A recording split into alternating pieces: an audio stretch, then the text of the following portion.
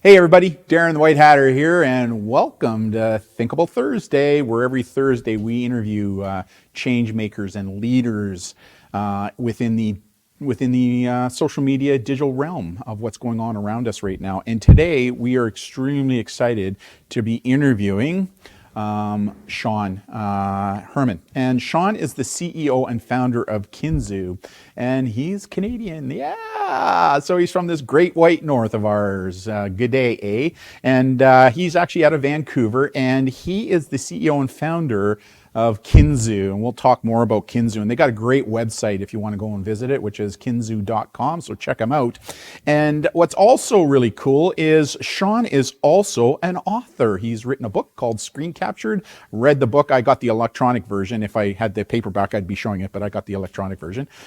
He hasn't signed it yet, so I guess he can't sign electronic version. Anyways, I'll get one of the hard copies from him later on, and we'll talk about his book as well. So why don't we bring him, Sean, into the conversation? There he is in all his glory. Hey, Sean, how you doing? I'm doing great, Darren. How are you? I'm doing really well. So why don't you tell the viewers a little bit about who you are, a little bit more about who you are and what you do and why you do what you do? Sure. Yeah, so I mean, I am just a complicated guy, but really, in the context of why we're talking today, I'm a husband and a father of two, and I ended up in technology and running a tech company only because of the early experiences that my daughter had with technology. Now, you So weren't a tech guy before, right? no, my background's actually in finance and before that project You were management one of and marketing. those. So Oh, yeah, did you a were little one of bit of those. everything. But yeah, so I kind of fell into it and, believe in the upside of technology. I really saw great opportunities for it to be a positive force in our household and for our family. But the existing tools and solutions and platforms that were out there just didn't really meet what I was looking for. So ended up forming a company, and really what we're trying to do is make technology more positive force for the life of my family and other families out there. Pretty cool. How about your book? How did your book come about? Yeah, so I guess similar to my venture into technology, I didn't really aspire to be an author. I didn't really set out to write a book, but Yeah. yeah. So the thing about forming Kinzoo, I was learning so much around applications, how they work, um, really what we need to consider as parents when our kids are looking to get onto these different platforms. Yeah. Um, and then I started to discover that the motivations of many of the platforms that my daughter and lots of other children are using didn't really necessarily line up with privacy and safety, which were things that, of course, as a parent, I really cared about. Yeah. So eventually, what I learned really helped make or give me the ability to have better conversations about technology with my daughter, especially who was 7 and 8 years old at the time. But more importantly, it made this concept of screen time much less divisive in our household, and we started arguing about it less, and we're having much better conversations. And I was viewing technology in a much more positive way. So I thought other parents could probably benefit from that, and I'm hoping what Screen Capture, the book, is going to do is give other parents tools to talk to their kids about technology, to learn kind of the inner workings and what the motivations are of big platforms, and really start to simplify this idea, this broad concept of screen time, which I argue, like anything else, can be good or bad. It's all about how we use it. You know what I really liked about your book, and given our background in what it is that we do, I think it was the first book that really looked deep into how these big vendors, Facebook, YouTube, all the big ones, are using our information to their advantage. I'm a privacy hawk by nature with respect to what's going on, and I think your book was the first book that really looked at this issue in a deep dive, but in a way that even the most digitally illiterate person can understand. That's what I really liked about your book. Yeah, thanks. I appreciate that. And I think maybe that's a benefit of me not coming from a tech background is I was probably just as illiterate as any other parent out there when I started. But yeah, what I found, I read a lot, and a lot of the research that I did, I thought one of the things that was lacking is to really look at the motivations of big tech, and why do they build in features that are some people say addictive. I don't like to use that word as much as I can, but persuasive, things that keep people coming back into the app. So why do they do that? A lot of the original founders of big tech are now speaking out against some of the things that they did in the early days. So I thought it was important to kind of explore how that works and ultimately what motivates them. And at the end of the day, it's money and advertising. And I think just maybe that's where the finance background kind of kicked in, and I had a different lens than some other folks. Yeah, it's just an excellent book, and I highly recommend it for everybody. And how can the book's on Amazon, right? Yeah, on Amazon, we've got ebook, we've got a soft copy, and it's also on Audible.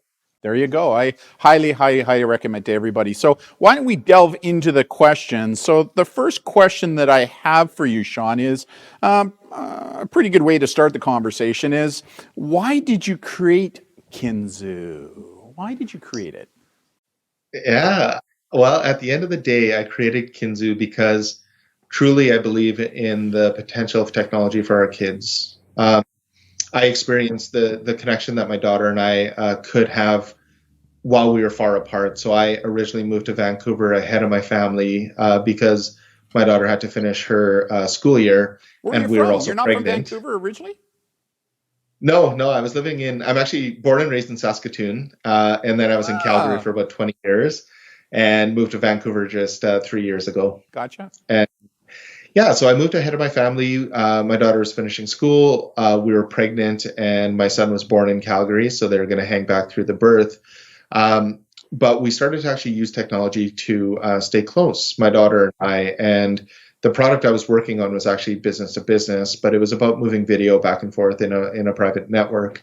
And I started getting these videos for my daughter on a periodic basis, and then she started sending them much more frequently, and then she started sending them to her grandparents, and suddenly we had a little like network on there of people using video and communication to stay close. So I started looking at technology in new ways, and I think prior to that was doing like a lot of parents, I think, trying to find ways to reduce technology use in the house or really put time limits on it. And I was finding that really hard to manage. But then I started to actually see some of the upside of technology and what it had to offer if we use it in different ways. So I surveyed the landscape, and I didn't find a really good solution that we could use that's more directed to kids. Mm-hmm. So that led to me actually making the business plan for Kinzoo. And I think with technology, we just need balance. And I think that we can make it much more positive if we focus on real connection with friends and family,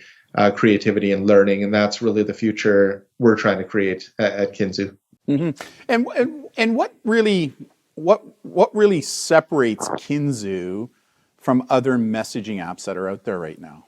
Like, there's a number of them out there. We won't talk about them, but what Sure. separates Kinzoo from the others that are out there? Yeah, I would say that there are two kind of broad categories that we quote unquote compete with. The first would be messengers that aren't built for kids and are kind of being repurposed. So I can look at something like WhatsApp. Many families are using WhatsApp to message within the families. So there are some fundamental issues there around kids' privacy. They're not certified to adhere to the regulations that are in place to protect the privacy of children under the age of 13. So COPPA in the US, GDPR-K is kind of the worldwide regulation. But also they don't have a lot of features that are really built for kids. So if we look at the user experience and things like that, Kinzoo is going to be much more easy to use. And we've built Kinzoo really from the ground up to serve a user base that's going to be from 5 years old to 95 years old, is what we typically say. So a lot went into that. We did a lot of research and usability and got a lot of families using early prototypes of Kinzoo so we could really refine the product and make it easy to use, and also find out what sort of things families were looking for, what gaps existed. And then the other more direct competitor would be Facebook Messenger Kids. And the core difference there between Kinzoo and Facebook is business model. So Facebook trades in data, which we know. I don't have a personal gripe with Facebook. I'm not a big user. But I did know when I was looking for alternatives for my daughter and I to use, I just didn't want their business model anywhere around her. And Kinzoo, fundamentally, we don't track, we don't sell data. We're not ever going to do targeted advertising. And I thought it was just important to give parents a choice, those of us that didn't necessarily want to trade our privacy for use of a platform. You know, this segues very nicely into the next question I have for you, which is, in this COVID-19 world, more and more parents are allowing preteens and teens to download free apps and games online to help pass the time. Although convenient, what are some of the vulnerabilities, such as privacy, we should all be aware of when we're downloading and using these free apps and games? That is a very good question. And yeah, I think that the key word in there, and I'm glad you put it in quotations, is free. So my parents taught me at a very young age, nothing in life is free, and that holds true today. So if you or your child are using any app or game that you haven't paid for and isn't showing you, advertisements as you're using it, then chances are we say you're the product. So I talk about this a lot in my book, and I'm not saying that I don't use these type of platforms, but I think it's important that we have an awareness of the fact that there is tremendous value in them having our data, them telling us kind of everything that we like or don't like, or what we respond to, or what kind of pulls us into an app. And especially for big platforms like Facebook and Google, we know that they sell that data, or it's used to kind of target us with advertisements. So at the end of the day, I would tell people it's not about not using and trying to get off of those platforms. I use Google products, I use Facebook products, but I'm aware of the fact that they are collecting data on me. And I think when it comes to children, I often say that safety and privacy are much more coupled when we're young. And then as we get older, I can have my privacy, people tracking what I do online. It doesn't necessarily make me or put me in an unsafe situation. I don't think that holds true for children quite as much. So I think about that. And again, it just boils down to nothing is free. So if we're on something and we're not paying for it, chances are we're the product. Ah, very good. Next question I have for you is, what are some of your thoughts specific to this thing called screen time, given that preteens and teens are spending more time online given the physical distancing to help flatten the curve that we see going on right now with COVID-19? So let's hear some of your thoughts on that specific topic, screen time. Yes, I've got some I've got some thoughts on screen time for sure, That's enough why to I'm write a talking book to about it. you. So I think what's interesting right now is I think screens and technology as a whole are actually having, a bit of a moment. What I wrote about is simply, the notion of screen time as being universally good or bad isn't really that practical. And I've always kind of said what our kids actually do on those screens is much more important. There's a lot of positive uses of screens, and I think a lot of us right now are actually reevaluating our relationship with technology and some of the platforms that we use. I've always thought that hard limits on screen time isn't the answer for parents, and especially now when screens are really the only way to kind of keep relationships going with a lot of people that aren't in our house with us. And so I'm really thankful for technology at the moment, and I think a lot of people are. And if we use it well, I think it can be a huge net positive. And I think at the moment, people are really viewing technology in that way. So I think I'm hearing a lot less of the negative chatter or the blanket statements about like we have to eliminate screen time, they're addictive, and things like that. I think that people are finding tremendous value and really seeing technology as what it can be, which can be a connector. It can be a way to keep our kids learning while they can't be in the classroom. It can help us find interesting projects for our kids to do on YouTube and these sort of things. So, yeah, I think that technology is actually having a bit of a moment right now, and people are really reevaluating their relationship with it. You know, what's interesting to me is that prior to COVID-19, there was a real interesting movement taking place with some special interest groups that were kind of demonizing this thing called screen time and how it was becoming addictive. And I don't like using that term much like you, but we don't hear much from that group anymore, given COVID-19 and what's going on, right? And, I've always said that when it comes to screen time, it's not about how much time they're spending online, it's what they're doing with that time online, right? If all they're doing is consuming, playing games, that's like bubblegum for the brain, right? But if they're being creators and change makers and producers, that's what creates critical thinking and productivity. So more thoughts on that? Yeah, I completely agree, and really you've hit on the I guess the thesis behind Screen Captured, which is screen time limits are at their core. I think it's about balance, and I I agree. often say, it's they're clearly arbitrary because it's always, exactly 60 minutes. And I ask myself, at 61 minutes, is that when the brain starts turning to mush? Or, so I think that at their core, they've always been about having a good balance. And that I'm all for. I want screens to have a place in my children's lives. And I want them to still get exercise. I still want them to get face to face time. I still want them to do their homework. So when I say don't put time limits on the screens, it doesn't mean free reign, but it's more about evaluating the balance of online and offline. But also, it's very important that when they are online or they are on a screen, that there's a balance going on there. And broadly speaking, I say there's four things they can do on screens, and we know the first one very well. It's consumption. That's YouTube, that's Netflix, and that's okay. My kids watch plenty of that. But in addition to that, there can be real connection, there can be creativity, and there can be learning. And if we start to kind of look at ways to introduce those other factors, then we're getting a better balance on the screens, and some of that screen time is going to be much more productive. Yeah. So that's the way I think about it. And, it's worked well in my family, and not to say, I want them on screens all day long. That's not the case, but let's make some of that screen time more positive. And in fact, the good evidence-based peer-reviewed research is showing that. It's interesting to me to see how the Canadian Pediatrics Association, the American Pediatrics Association, even the UK Pediatrics Association, were kind of the leaders.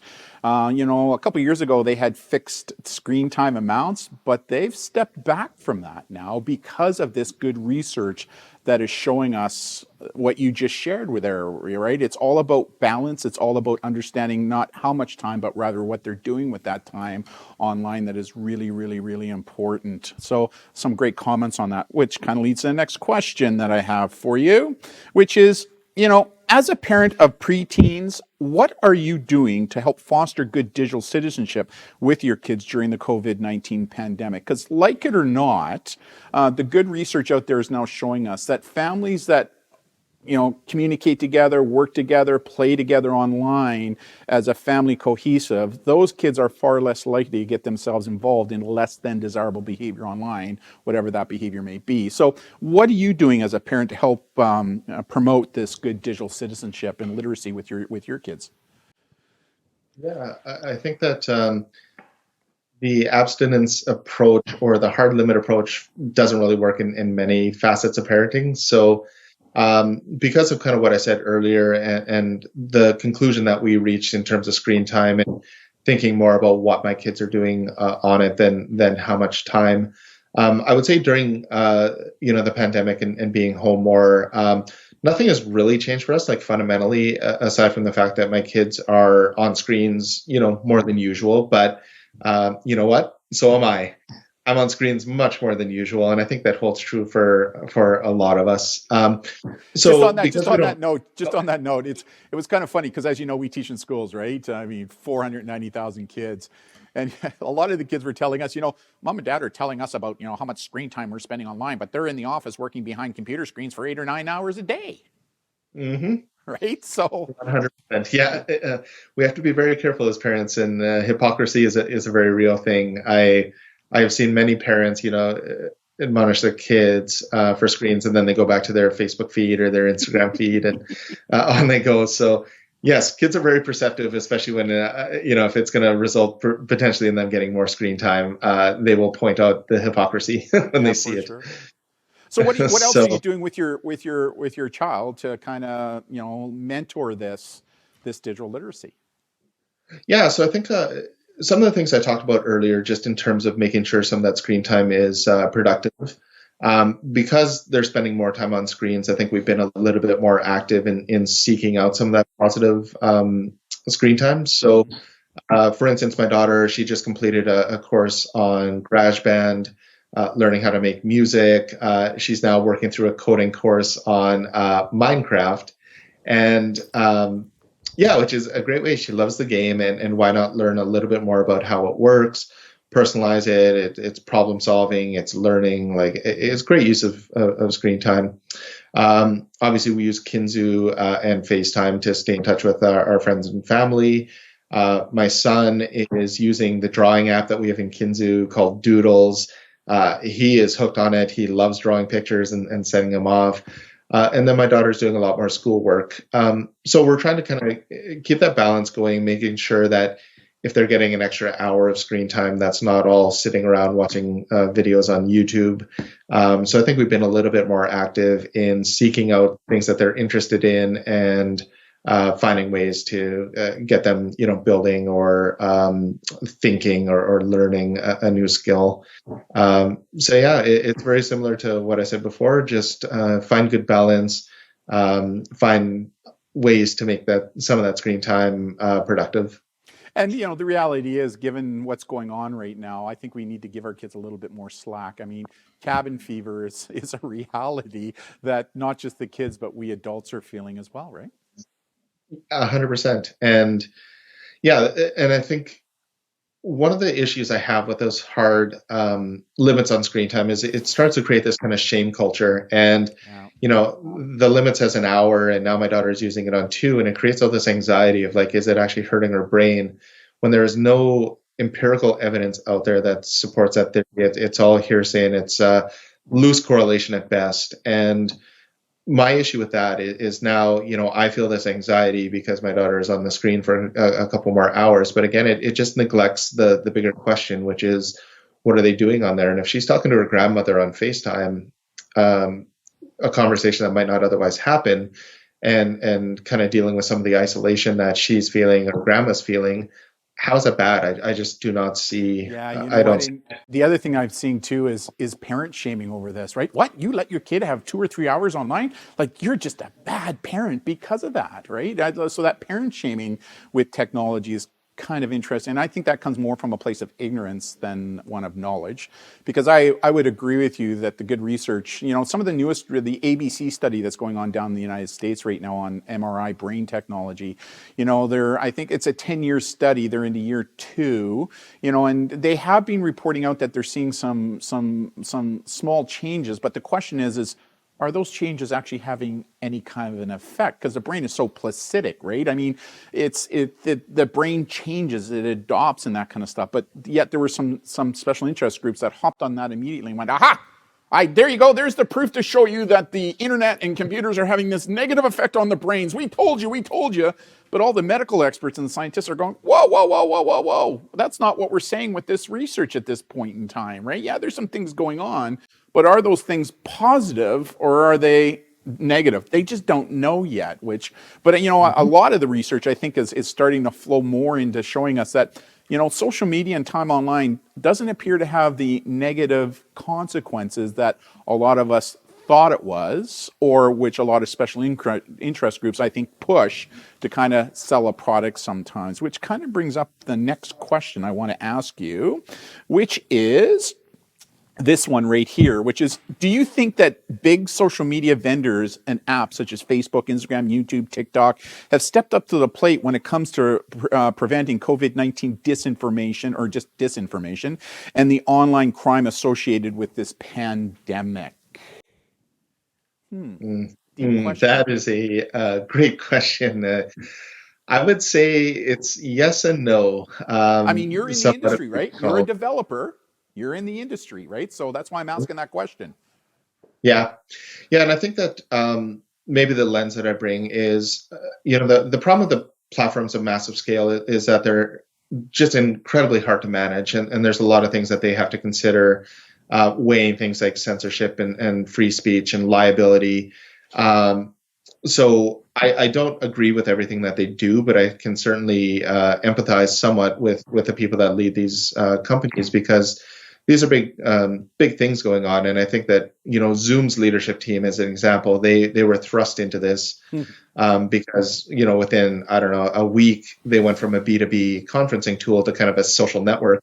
And suddenly they had skeletons that were being emerged. And I kind of think some of their leadership is looking at that and saying, well, hold on a second.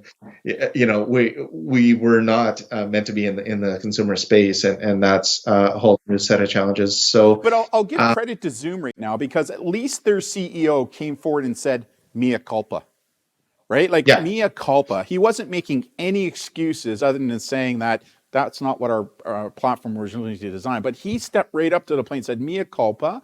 And as a result of that, he put a 90-day plan into place to change some of those privacy issues. I mean, to be quite honest, we as an organization, 2 years ago, Brand, because of his research, we decided not to go with Zoom. We went with another platform because of a lot of the issues that have come to light today. But, I'll give Zoom full credit because at least their CEO came forward and took responsibility and said, we're going to do our best to fix it. But sorry to derail a little bit, but I thought that it's fair to give him a shout out. But some of these other big vendors that we're talking about, are they doing enough to stop this disinformation? Yeah, so and I agree with you with Zoom. I think that they've handled it fairly well, and I was not a big fan of their product for a lot of the reasons. I think you were. Those of us that work in privacy, I think we just have a different lens.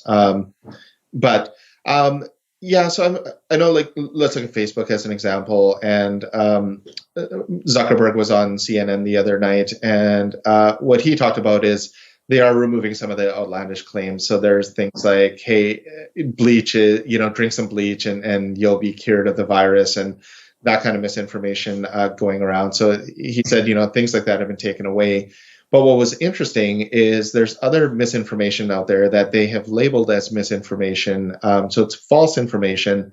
And he said, he told the anchor that 95% of the time the person does not click through if they label it as misinformation, which to me kind of begs the question, why keep it up? For that last 5%, Exactly. so why keep it up? So the other thing that we have to consider with the big platforms, and I talk about this in the book with the motivations, is there's a lot of other stakeholders, there's a lot of other considerations.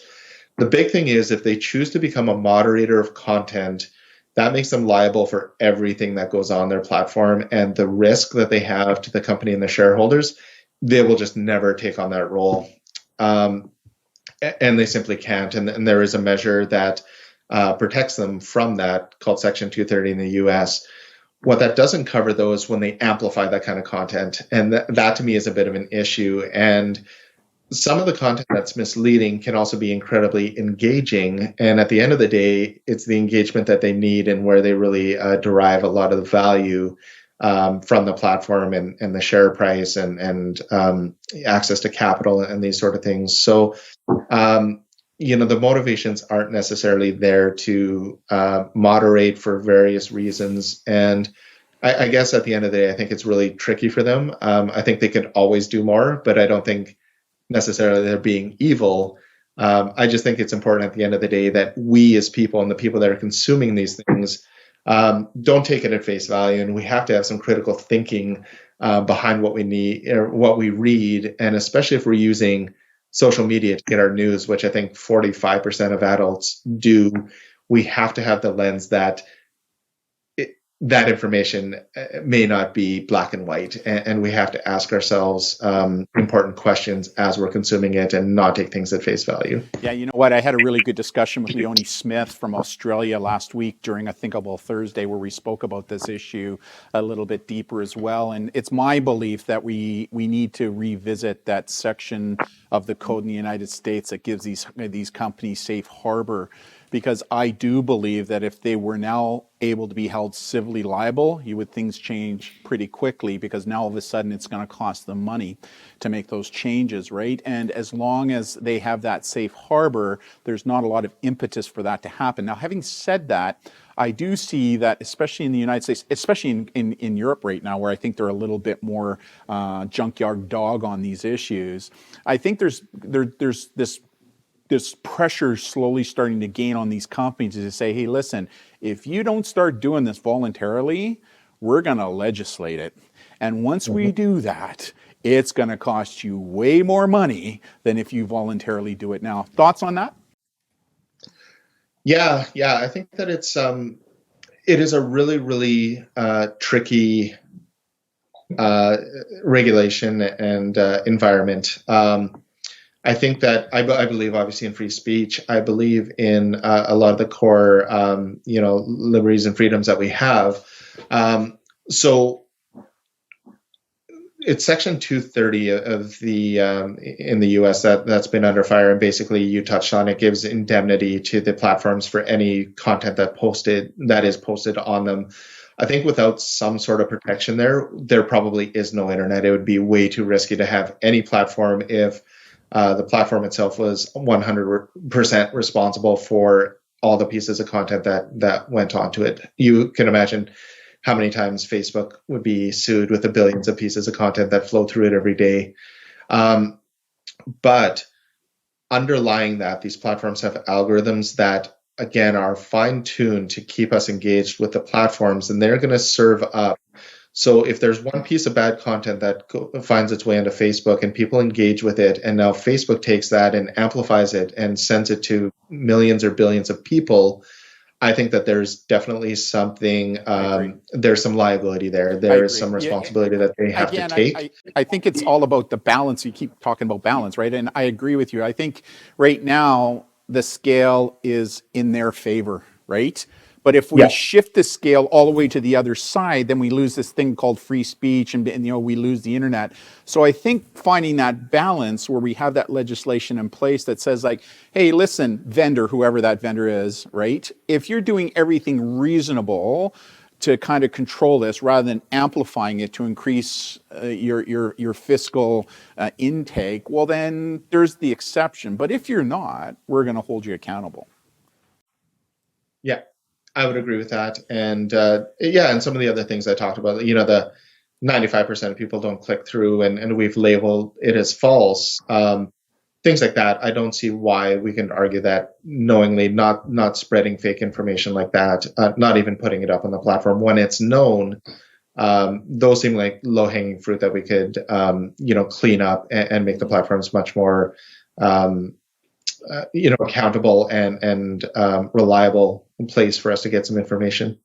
I love that topic. I think I'm going to have to connect with you again to drill deeper on that one in another interview down the road. But here's my next question to you is, as a tech entrepreneur, which you are, how do you think COVID-19 is going to change or has changed the tech world? Mm-hmm. Yeah. What do you think? I hear a few people talking, or several people have said, I can't wait till things get back to normal, and I don't think normal will be normal like it was, right? No. So, I think in the case of tech, like I touched on this earlier, and I think that many of us are kind of rethinking our relationship with technology and starting to see the upside that it actually has to offer if we can strip away the anxiety and the fear, especially with our kids. So, since we can't be together with friends and family in person, I feel like we're becoming much more thankful that we have technology in our lives. And I think that we'll start to hear less about, technology destroying generations. We'll hear more about how it's connecting generations, and also how, additive it can actually be if we use it well in our life. One thing I'm personally hopeful for is that we'll see less importance being put on things like vanity metrics, like how many likes do I get, how many followers do I have, and things like that. Because right now we're using technology to connect meaningfully with people, and I hope that continues going forward. And it's funny, we've used some of this software to connect with friends that we have in Calgary and across Canada. And these are things that we didn't do before. And it's kind of funny, COVID thrust us into doing this. And we started asking ourselves, why didn't we do this before? It's not like we see each other all the time. So I think that we'll continue to do things like that going forward. We'll look to leverage technology to stay closer with friends.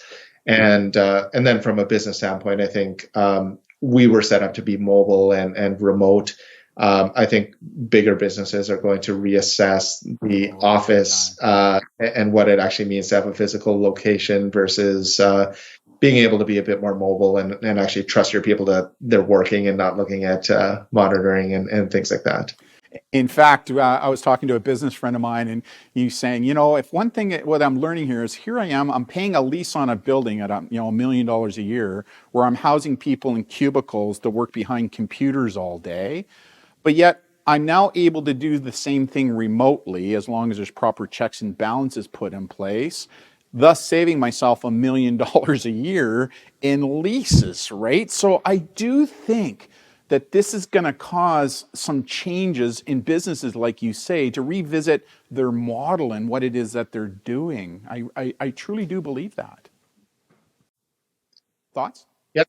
Yeah, I 100% agree with that. I think we're on that kind of road anyway. I think that, WeWork, which has its own problems, but, we've seen those kind of workspaces gaining popularity. I think more flexible work arrangements has kind of been the key. And from a management perspective, I think part of like a need to physically be together is kind of this mistrust between management and worker and things like. I think that's starting to kind of go away too. And in the workplace, you see a lot more people being trusted to kind of do their jobs and not feeling like you have to check in on them and things like that. So I think we were on a course that the traditional office was not really going to be a thing. And I don't know if it was going to be 10 years or 20 years. I think that's just been accelerated to the next, 5 years. I think things will be drastically different. So yes, lease costs are extremely expensive. What do you do in times like this? I think companies that still have old desktop computers have really felt the pain. And I think you'll see drastic changes there and just making the workforce more mobile. And, we've run a remote team really from day one. And I don't think, in many cases, I think we're much more efficient because of that. Because you lose the coffee machine time and the water cooler and things like that. And people actually do their work. And there's plenty of great tools out there that can keep us efficient. I agree. Next question I have for you. What are three, let me just get to that question. Sorry about that. What are the three things you would recommend to families to consider when it comes to technology use in the home during this COVID pandemic? What are they? What are your top three? Yeah. So I actually wrote a blog post about on this topic maybe a week or so ago. Where can the viewers find that blog post? So my blog is thatdigitaldad.blog, and that is my moniker across all my social channels. So and so that blog post I really said, I think screen time limits are even more irrelevant today during COVID. So I think that I have long been on this idea that, it's quality over quantity when it comes to screens. I think screen time limits, I've long felt that they're kind of irrelevant and even more so today. The first thing I would tell parents is don't feel anxious, don't feel guilty if your kids are on the screens more or if you're on screen more. And I've talked about the problem that I have with screen time limits, and it has created the shame culture. But what's interesting is, Common Sense Media in the US, they do studies, a lot of people do studies, and there's plenty of data that shows that we weren't following those screen time limits anyway. So I think the average was 2.5 times the recommended limit on average. So behind closed doors, we were breaking those limits anyway. I think that those limits need to be reassessed. And to your point, I think that they are.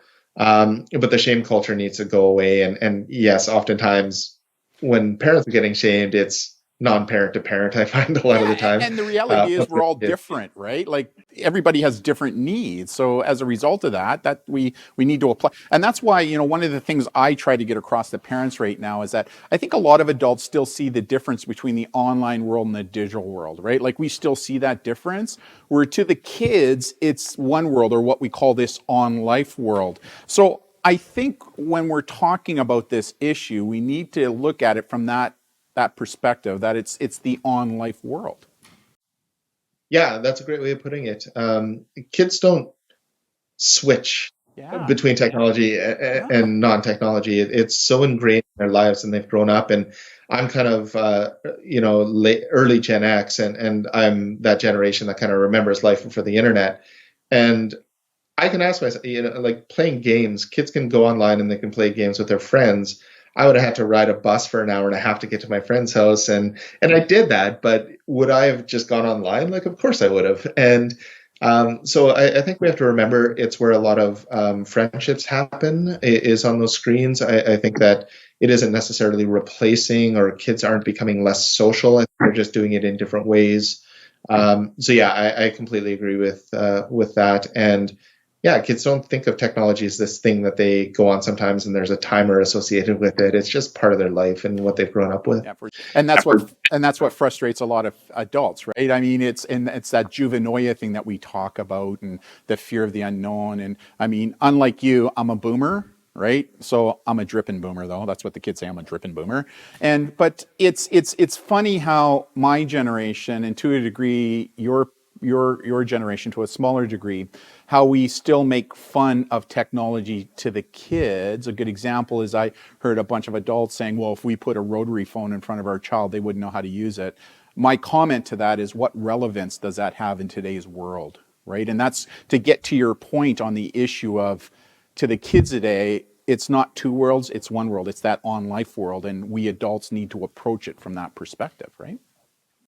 Yeah, I think so too. The rotary phone always makes me laugh because I'm like, oh yeah, they're so inefficient. I hope they don't know how to use them. Right? We've improved the technology. Why I don't know how to program a VCR anymore. That doesn't mean I have a gap in my life. Yeah, for sure. So it's kind of funny, but yeah, it's Another question. technology. I think has a lot to offer, right? Yeah. Another question I have for you that wasn't in the questions that I sent you, but I wanted to get your thoughts, being a developer, is right now there's a lot of talk about what's going on with Google and Apple right now, about using technology to help track COVID-19, right, and what's going on. And I just wanted to kind of pick your brain a little bit more about that as a developer, and ask you, because the first thing that goes off in my mind is, really, we're going to let people track us now like that? Big business, what are they going to be doing with it? Who's got access to it? Are they anonymizing that information? Like, to me, all these warning bells are going up, I think, out of just normalcy, right? Like, it's just, that these are things that would worry me. I wanted to get your take from a developer standpoint on what it is they're doing. Yeah, it is an interesting conundrum because with that kind of scale and size that some of these platforms have, there are advantages to that, right? So I think Facebook even was able to release a survey to literally billions of people and get some really good insights back really quickly. And I think it was about COVID, and that data was actually quite meaningful and helpful, I think, to some of the authorities. So with scale, there is some benefit to that. But on the flip side, I think we have to consider, like, most of that, when they're tracking data, it's not a point in time. It kind of goes into our dossier, or our digital footprint, and gets attached to us, and oftentimes they're kind of putting a puzzle together of what, like, who is Sean Herman, and how ultimately do I put the right ad in front of him, because that's ultimately what drives our business. And I think it can be done. I think you've touched on a lot of the things, like anonymous data. I think what's going on in California with the Privacy Act there is tremendous, and I think that we will see that widespread adoption of that across the U.S. and Canada fairly soon. At its core, I think I'm okay with them taking some data points on me if Google Maps is going to give me the fastest way to get to my destination, because they're pinging phones and they know if there's a traffic jam or those sort of things, because that actually helps with my life. So I think that what we're really looking for is transparency. We're looking at, when is data being collected on us? Why are they using it? What is it being used for? Is it anonymous? These sort of things. So I think having more transparency, and then me as a consumer, I can make those trade-offs and make those decisions in an educated way. But again, it puts a lot of responsibility on me as a consumer. Regulators have shown I think they mean well. It takes them a while before, YouTube finally last year just got fined. For a decade, it was the number one brand among kids. Everyone knew kids were using it. They finally came around, and now we're seeing change. So if we wait for the platforms, if we wait for the regulators, I think it's really tough. What I think we need as consumers is better tools, more visibility into actually what's going on, and then we can make decisions on our own. Yeah, you know what? As soon as I heard about this, just warning bells went off in my mind. But the more I thought about it, if they're actually going to anonymize what's going on and how they're collecting the data, first thing that came to my mind was they should have some kind of an oversight, independent built rate into it.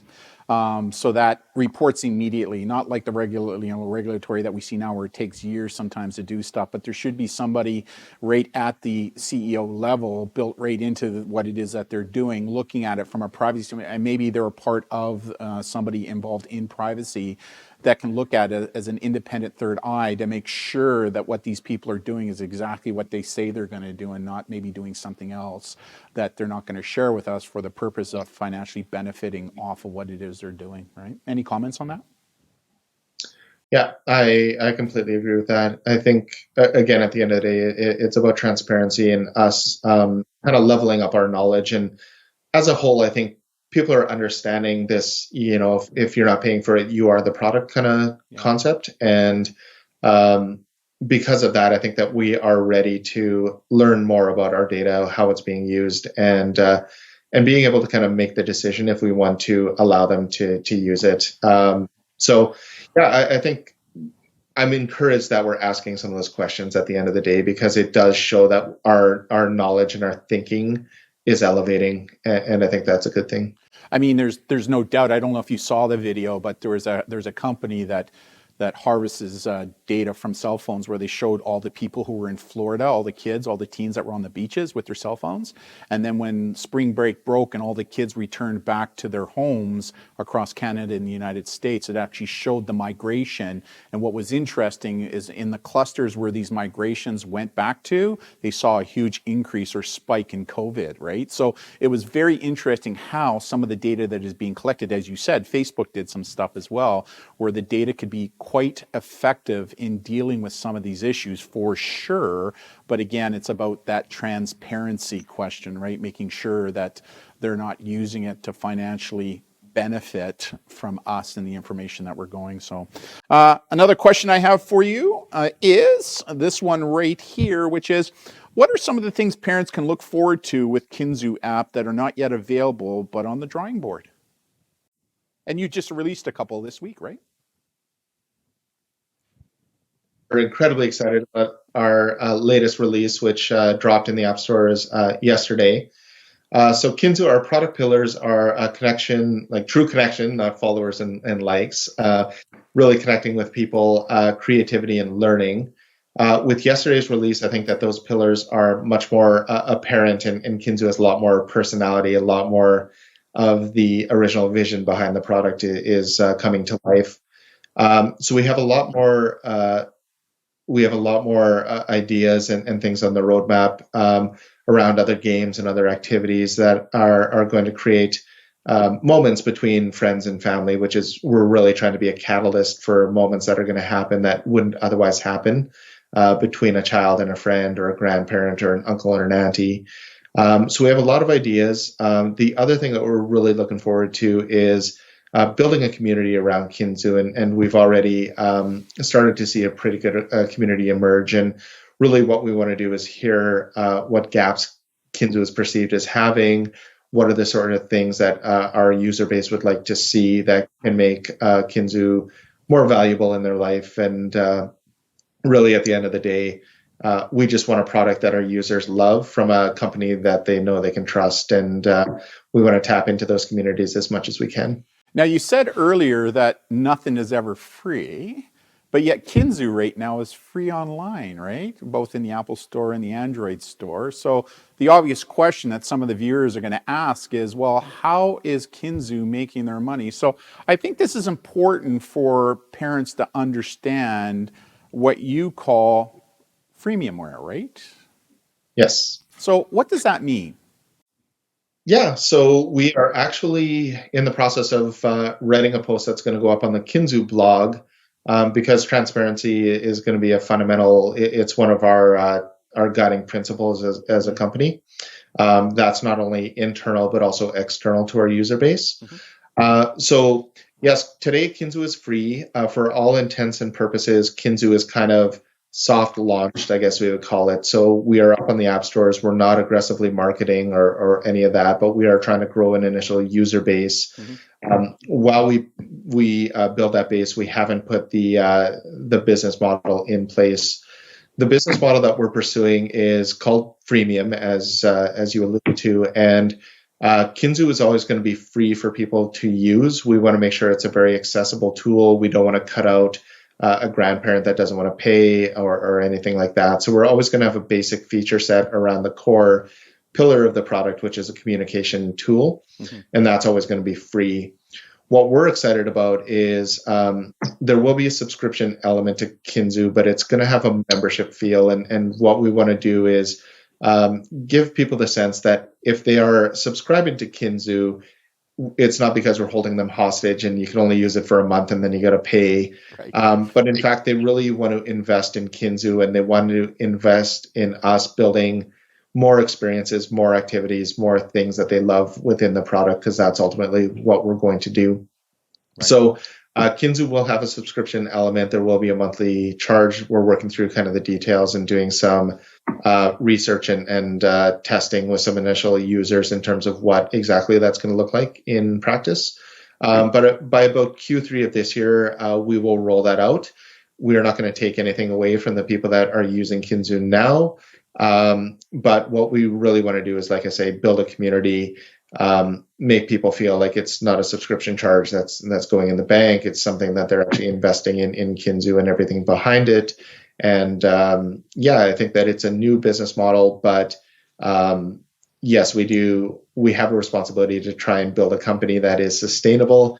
Earning revenue is one aspect of that. And I think too many companies worry about building up the base and then they'll worry about it later. And then either they end up selling to a company that then starts to kind of try to monetize through advertising, or even worse, they're selling the data to third parties. So we've thought a lot about business model right from day one. And yes, we're going to put a blog post up that goes into the details behind that as well.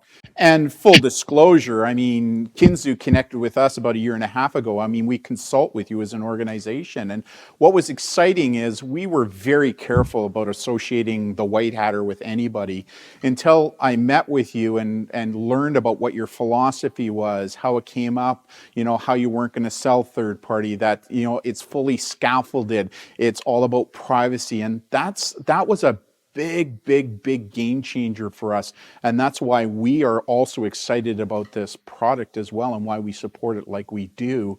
But it's I thought, I get a lot of questions because I say to people all the time, nothing's ever free, right?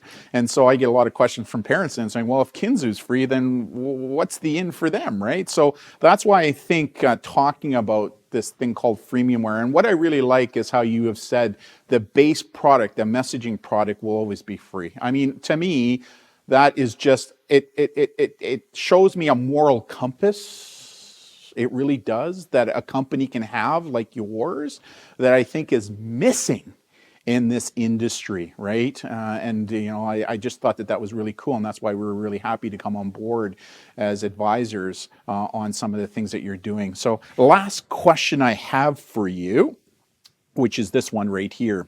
What are your final thoughts specific to social media safety and digital literacy while we navigate this world-changing event called COVID-19? What are some of your final thoughts on that?